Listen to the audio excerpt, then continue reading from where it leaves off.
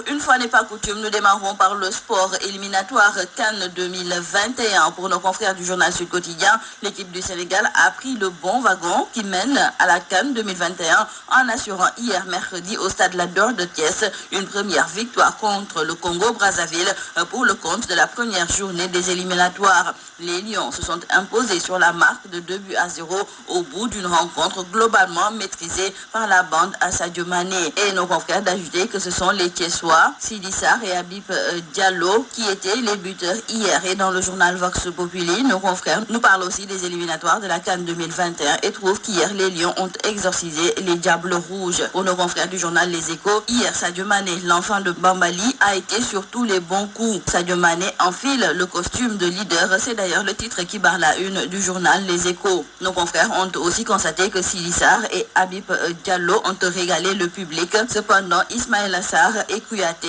étaient transparents. Dans le quotidien du sport Stade, nos confrères nous indiquent qu'hier, lors de ce match, tout s'est résumé en première période. Les Lions, dominateurs dans le jeu, ont alterné technique et efficacité.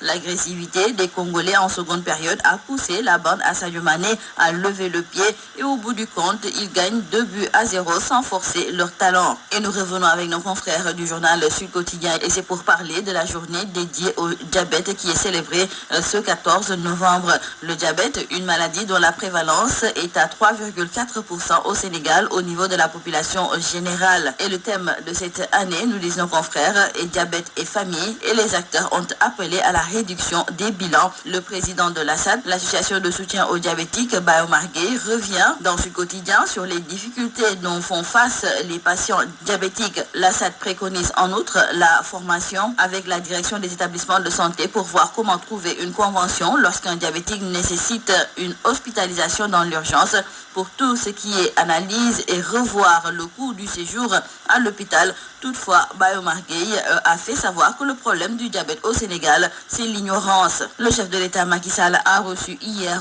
au Maroc le prix Médée, une occasion pour le président de la République d'exhorter les Africains à prendre en main leur destin. Et selon nos confrères du quotidien Le Soleil qui nous rapporte ces propos, Macky Sall a ajouté qu'ici, dans cette Afrique en quête d'émergence, il ne peut y avoir ni chasse gardée, ni exclusivité, ni exclusion. Et selon le président Sall, la réussite dépendra pour l'essentiel de l'état d'esprit et les Africains devront rester combatifs. Nos confrères du quotidien LAS nous parlent aussi du chef de l'État Macky Sall qui a reçu donc hier à Tanger le Grand Prix Médée qui consacre ses efforts dans la consolidation de la démocratie, mais aussi ses efforts inlassables pour le développement du Sénégal. La cérémonie s'est déroulée en présence de plusieurs personnalités, dont les anciens présidents du Nigeria, Olusegun Obasanjo, et du Mali, Djakunda Traoré. Et il y avait aussi l'ancien président de la Croatie. Dans le journal Tribune, nos confrères nous parlent de cette rébellion qui se précise au Parti socialiste. En fait, nous indiquent nos confrères, c'est le maintien de hauts responsables comme Serigne Mbaye Thiam et Aminata Mbengue Ndiaye qui continuent de faire grincer des dents, non sans oublier la récente entrée d'Alioune Ndoye dans le gouvernement. Et c'est ce que dénoncent encore des caciques